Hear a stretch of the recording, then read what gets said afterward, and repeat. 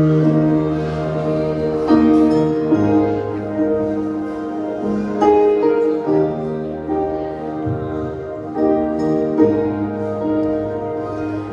chung bóng tôi ấy nằm ngăn cách xưa này và ngàn ngọn núi lớn con trắng vô tường xưa trùng dương khiếp đắm lòng con ước mong lên cầu khấn danh ngài giữa đêm mịt mùng và màn đêm trắng dâng ánh sáng soi nhân từ xóa hết bao đau buồn của tâm con.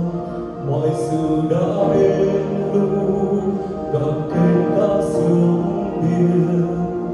Giêsu Christ đấng sống muôn đời.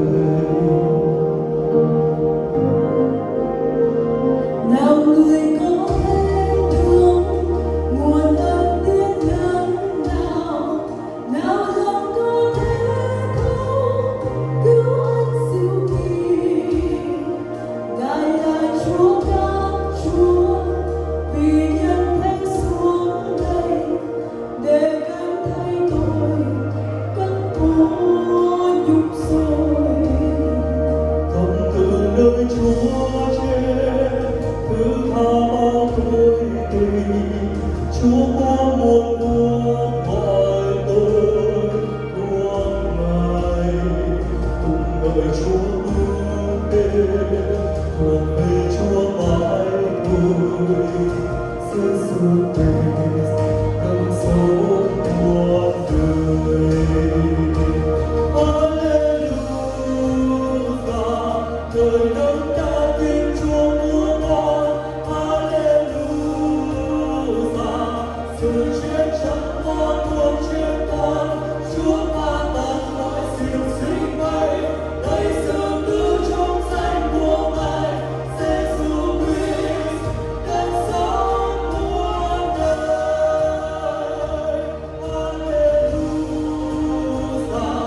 đời đấng đã tin Chúa của con. Alleluia,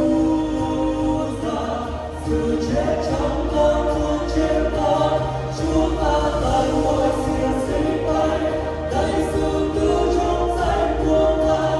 Giêsu Christ đấng sống muôn đời.